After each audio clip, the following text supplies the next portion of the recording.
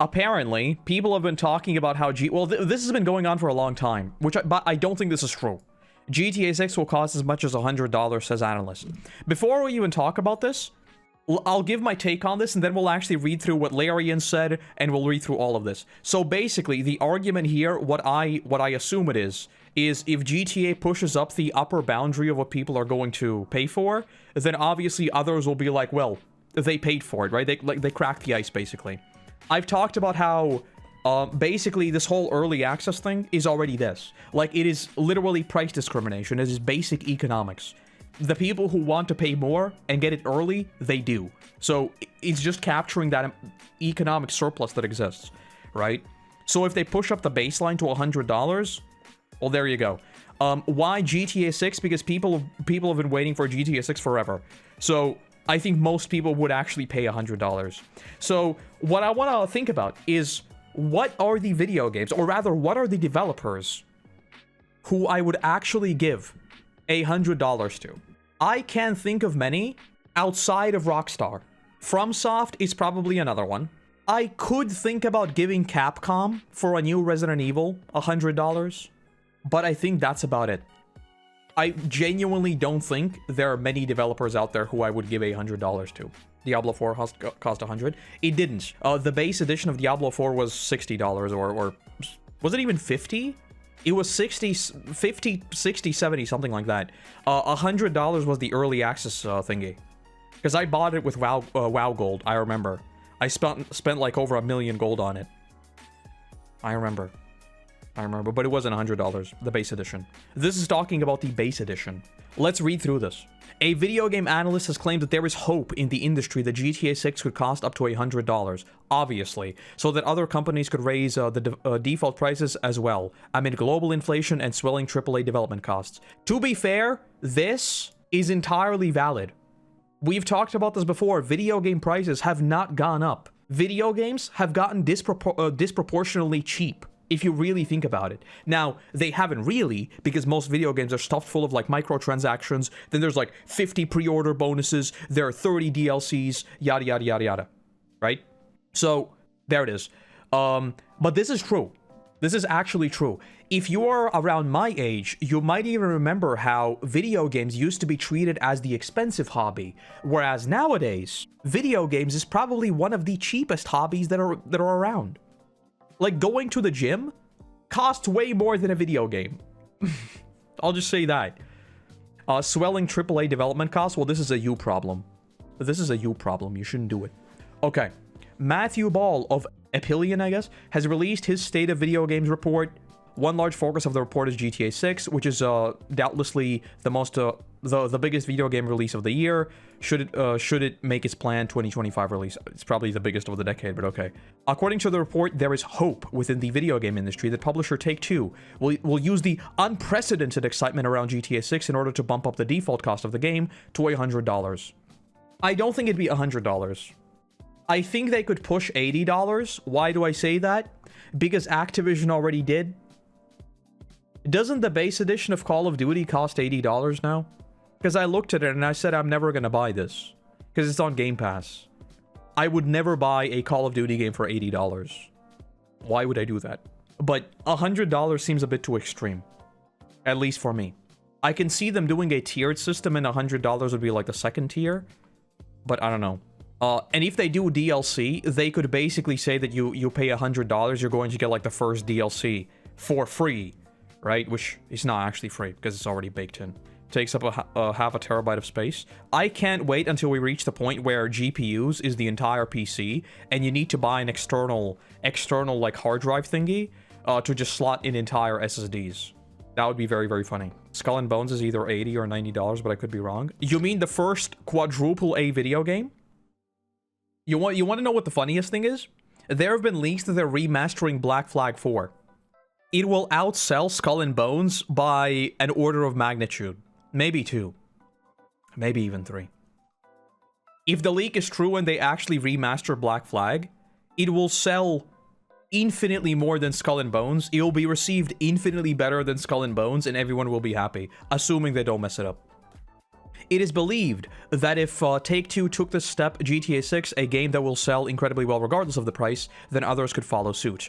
I think there is a chance, assuming this happens, let us assume that this happens, I think this will backfire. I genuinely don't think most developers could get this across. I don't. Because obviously I am very pessimistic about the state of gamers. Because people keep buying these early access things, which is not early access, you're just paying not to play late. People keep buying microtransactions, people keep buying whatever the developer asked them to buy. They just keep doing it. But I don't think it would pay off. Unless they do like almost an immediate sale. I don't see like a Ubisoft selling a game for $100 and it going across well. That's maybe just me. I can't see it. GTA publisher Take-Two was one of the first to raise prices from $60 to $70 in 2020, using the transition to the next generation consoles as an excuse. While it is likely that GTA 6 will be released with a $100 version as a part of the lineup, this is very likely. It is currently expected that the standard case game will be $70. Yes. Gaming budgets have exploded in recent years, which, by the way, I still haven't gotten over the fact that people accepted the transition to digital games and never asked why does it cost the same. I've never understood this. We all just kind of they said we're no longer selling CDs as the biggest thing, but it still costs the same, and everyone was like, yeah, sure. I'm not paying EA $100 nor Ubisoft, even CD Projekt Red. Yeah, like I said, I would consider GTA 6. There's a decent chance I could buy it for $100, right? Because I genuinely considered buying a console for GTA 6. But I didn't, and I won't. There's no shot am I gonna buy a console for a single game. I am not supporting the console ecosystem with a single dime. So I'm not doing that. FromSoft, I would probably give $100 to. CD Projekt Red, maybe. I know a lot of people really like The Witcher, and massive shout out to CD Projekt Red for actually fixing Cyberpunk. Like, they could have easily just cut it short and that's it. But they didn't. They fixed the game. The game's now excellent from what I've heard. But $100 is insane. And the thing is, it's not even that insane. That's the thing. Because if I look at like the games I've played, if you calculate like the dollar value of every single hour that I've put into the game, it is absurdly cheap, right? Like look at something like Satisfactory. I bought this game like 6 months ago. Where's Satisfactory? I bought the game for I think it's 40 euros. I've put 135 hours into the game. So really, it is really cheap, if you really think about it. But $100 up front, that is rough. Gaming budgets have exploded in recent years as expectations have grown. This is literally something just... developers keep telling themselves this. This is not even true. Most people agree that games are bloated nowadays. Just make a smaller game. Literally, the top-selling video games of the past couple of years have been like indie tiny games. Are we just gonna not think about Balatro, Lethal Company, Among Us? It's not even true. Okay. However, in response to this, video game prices have stayed largely stagnant outside of the recent $10 bump because you're making big games. Stop it. In order to offset this, game makers... By the way, another step back. Talking about large games. Remember when when developers did like this thing of they made a game? And then they used that game's assets to make like a... Like there was, where was it? Was it between Far Cry 3 and 4? Basically, you make like, let's say Far Cry 3, and then using the assets of Far Cry 3, you make like a Far Cry 3.5. And it's a much smaller game that is just like an iteration on Far Cry 3. It is almost entirely reused assets. Everything is almost entirely reused, but it's like a fresh experience. And you just sell it for cheap. Just to tide people over until the next big thing. You don't need to constantly do this. You don't need to make the biggest thing ever and always remake everything from zero.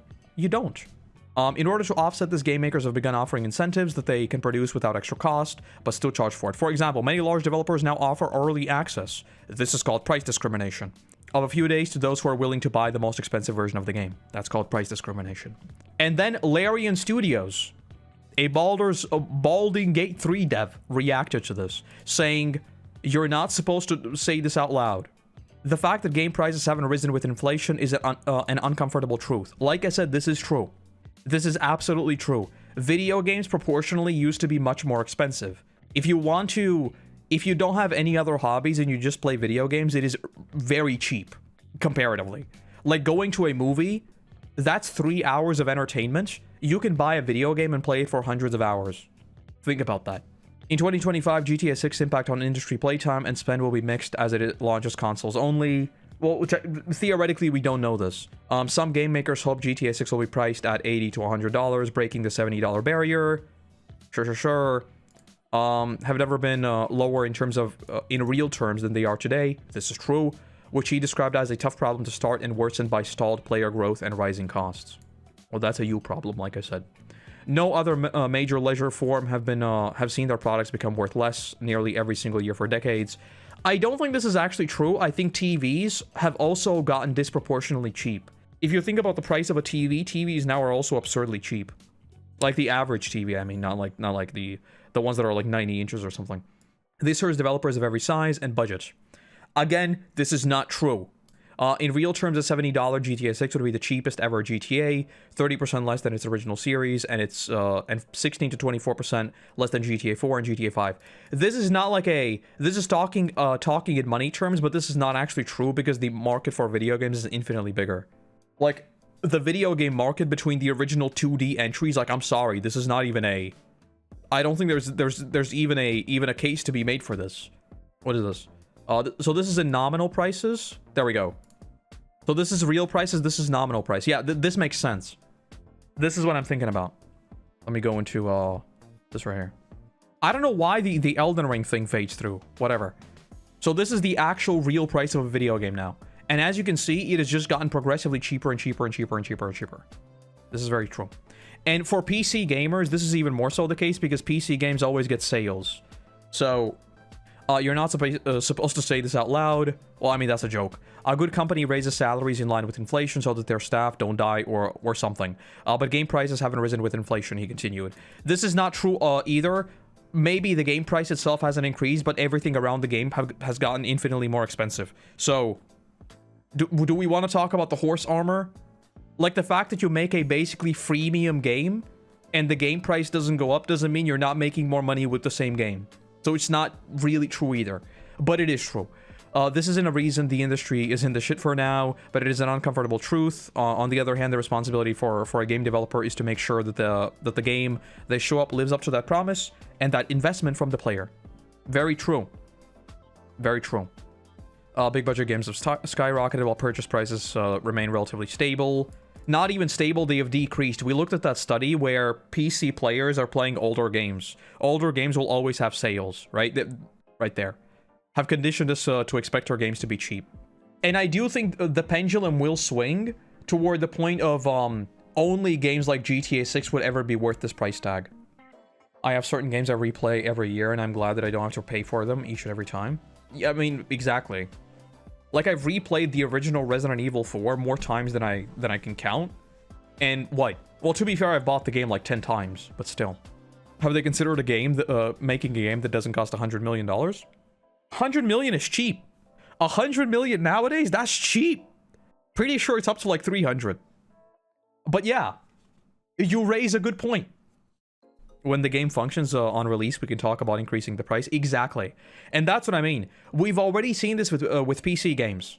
And I think this will become even more so the case. I think there are so many games now that we will reach a point where people just stop buying them. And not because like it's some kind of like gamer move or something. No, because they're just not fun anymore.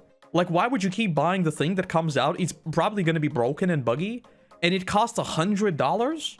It will work for a while. It will. Because people keep buying stuff. But at a certain point, I think we're just going to see the pendulum swing. And you're going to have to either present something incredible or games will just have to become smaller again. And I think AI and the developments in AI will be the thing that decides which sort of fork in the road we take. Because if AI drastically reduces development costs, maybe we can see this continue as if nothing happened, right? But if AI doesn't work out the way people are expecting it to, well, then I don't know. Because cost of living now is so high that just like $100 for a video game that might be a buggy mess, it's just not going to work for people. They're just going to play Minecraft. Like, they're just going to play Minecraft or Fortnite. Like, let's be real. Makes nudging across the board prices higher as a tricky proposition, as publishers run the risk of putting off buyers who are content to wait for a sale rather than pouncing on a new game on launch day. This is me. This is me. I'm gonna pop this up because this is very true. You underestimate the number of people that buy the newest phone on every year and access to credit cards. This is true. However, I don't think it will remain true. I don't. I think this is already catching up to people. Wasn't iPhone 16 the worst selling, like, out of the gate iPhone ever? Well, let me look at this. Okay, I'm getting very conflicting reports. So this is probably what I saw. The iPhone 16 isn't selling as well as Apple might have hoped for, but pre-sales are a surprising big winner. So the most expensive versions are down by 27%, which is a huge deal. But the cheaper versions are up. But this is a big drop. Like this right here, that's a big drop. So this, like, if we talk about in video game terms, this is basically people being content with less because they don't need more. So if you apply this kind of thinking to this, well, early access is kind of a different thing. So I don't know. Whatever the case, I do think it's not going to be totally sustainable. But you raise a very good point about the Apple sales. Just like most AAA studios expect the newest releases to double the last one. You do have a point about, like, unrealistic expectations too, yeah.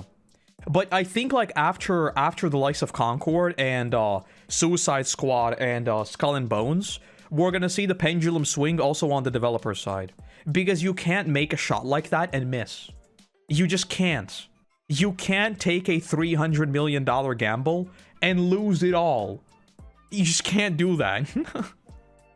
Is the state of the current world? Absolutely it is. Absolutely it is. That's what I mean. It's a number of factors. Most of all, it's just the cost of living. People are not gonna, even if your rational brain says, I know $100 now is even cheaper than like $50 might have been like at the start of COVID or something, right? Even if you fully realize this, $100 upfront for a video game is still a lot. Let's keep reading.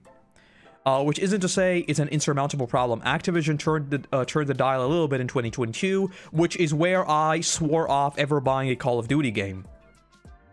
So, but then again, I am a very patient gamer. So, I am not the people they're talking about. Like I said, there are a handful of companies on the entire planet who I would ever give $100 to. And those are video games I know I'll be playing for multiple hundred hours. Not Call of Duty. It's Grand Theft Auto 6, but it will undoubtedly be a topic of much controversy and whatever that is when it happens. And if you want to, by the way, you know what the best example of this is? I did not buy the early access for World of Warcraft, a video game I have played for over 40,000 hours or something around that. I have played this game since I was like 5, and I didn't buy the early access. You know why? They didn't deserve my money. I thought they messed up with the last game, so I didn't give them my money. Not even my money, someone else's money, because I use WoW Gold. Not even money. I haven't given money Blizzard for like, I don't even know how many years. I haven't given Blizzard a single dime since I'm pretty sure they implemented the WoW token. I don't know how much gold now I have, because I haven't played WoW in like 3 or 4 months. That sounds like a bit too much. When did the expansion launch? I played the expansion for like a month and then I quit. Because it's boring and I don't like it anymore. So yeah. Anyway, let's keep on going. You shouldn't buy a game for $100 though. It's a bad idea, especially if it's early access. We are at a strange moment where retail is not defining output and content, but now nobody is. There's no standards, difficult to parse. It's the Wild West. The point is that perhaps Rockstar have enough clout to lay down the new law, and with that, others will sink or swim. I mean, I think it would be delusional to say that Rockstar can't do this. I think Rockstar can do this. I think they very easily can. I think if they sold it for $100, it would sell. I think if they sold it for $120, it would sell. I genuinely think they can put up even double the market value, and it would sell. There's already a lot of sinking going on in the video game industry, as witnessed in the layoffs and closures that have plunged studios over the past 2 years and counting. An increasing price point of new games at launch isn't going to address that on its own. maybe you should stop spending $300 million on a video game. Whether it's GTA 6 or Elder Scrolls 6 or whatever it is that Larian is cooking up next, if it is going to happen eventually. And as much as it sucks to pay more, as someone who remembers forking over $60 for System Shock 2 in 1999, Canadian, yes, but the point holds. I don't think it'll be entirely unjustified. GTA 6, for the record, still hasn't even been announced on PC. True. So yeah, I hold a very contradictory point of view on this, because I think this is very true, and also this is a you problem. Because it is absolutely true that video game prices have remained... We looked at the graph, right? Like, it is insane how actually cheap video games are. But at the same time, the price is clearly sticky. The price has proven to be very, very sticky. So consumer demand is very elastic. So I don't know about that one. Profits from sales will be dwarfed by profit from shark cards within a couple of months regardless. 1,000,000%. 1,000,000%. And keep in mind, what people forget is that GTA 5 was GTA 5 Online. That was an afterthought. You really think GTA 6 won't be designed with online in mind? GTA 6 will be designed to farm shark cards, I would say about 5 times as efficiently. Maybe it's not going to be shark cards, maybe it's going to be something a bit more devious, but they'll be farming.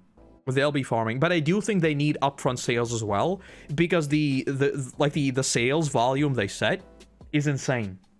The GTA 5 online mode was such an afterthought that when it launched, people played it for like 3 hours. Number one, it launched 2 months after the game launched, I think. Like, there was a big delay for the online mode. And when it launched, people played it for a few hours and just quit. There was nothing to do. There was absolutely nothing to do. I remember the most fun thing we did when the online mode launched. We robbed a few stores, and that's it. And then we just rode around a bunch and stopped playing, because there wasn't a lot to do than just like mess around. I mean, it was still fun, to be fair, but there wasn't a lot to do. I think other developers following them would be very, very bold and very, very risky, but I don't know. The nostalgia when the first heist dropped update for GTA 5, good times. Yeah. I remember following along with all the delays. Then I remember they announced it for PC, and they delayed it on PC like 3 or 4 times as well. It was a wild time back in the GTA 5 days. Early GTA 5 was so, like, pure. There was no weirdness, no shark cards, nothing. It was just like this weird and wacky online mode that was kind of an afterthought. It didn't really have much content, but it was just there. And then over time, inflation hit. Unironic inflation. Unironic inflation hit GTA Online. Games are silly cheap compared to 30 years ago, but consumer buying power hasn't increased at all, so it's not possible to buy more games without taking up a bigger part of your budget. Absolutely. And it's not even just that I think like buying power hasn't gone up. I think it's also a matter of how many games there are, right? So back in the day when he talks about spending $60 on, what was this? In 1999. This right here, right? This right here. Let's look at AAA games coming out in 2025. So as you can see, this thing is ordered by months. Games in January. Weathering Waves, this, Hyper Light Breaker, Age of Darkness. Obviously, a lot of these might not be big titles, but if you're a PC gamer, you probably want to try out at least a few of these, right? So your budget is split between all of these things. All of these things. So it's not even a matter of your purchasing power, it's a matter of where you're going to put that purchasing power. Take, for example, No Man's Sky, Rocky Star, Excellent Current Gaming. I think No Man's Sky and Cyberpunk are 2 of the greatest redemption stories in video games. Final Fantasy XIV is another one.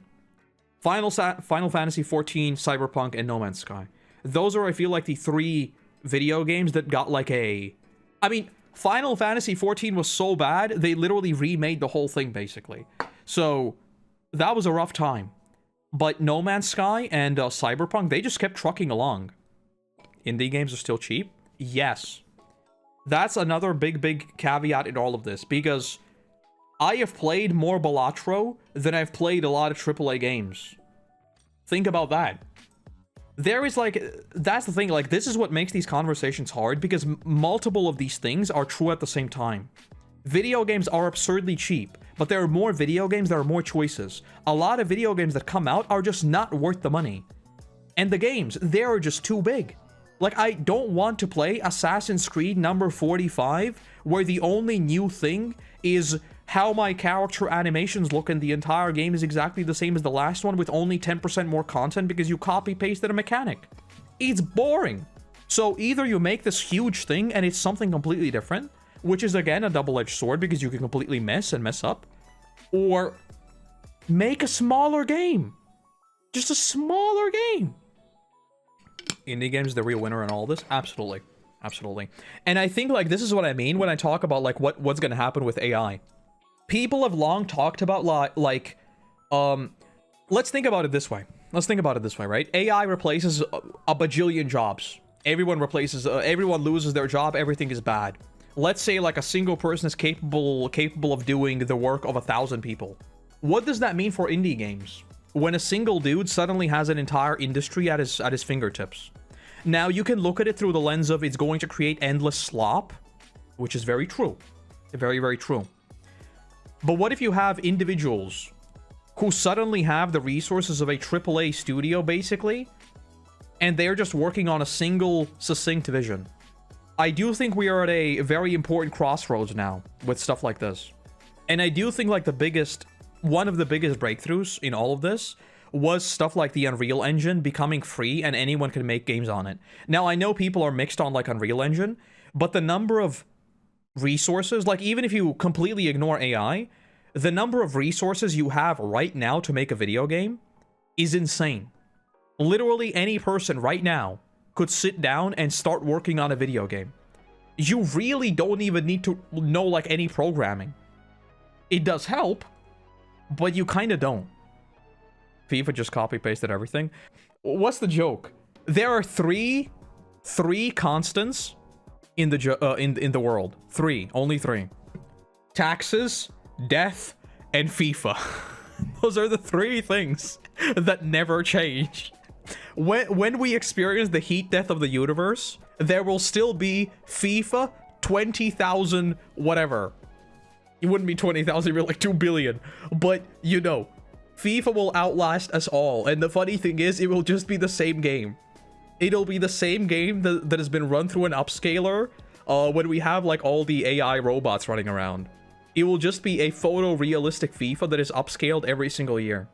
And is going to be sold at double the market price. Following Rockstar when they released GTA 7 for $500.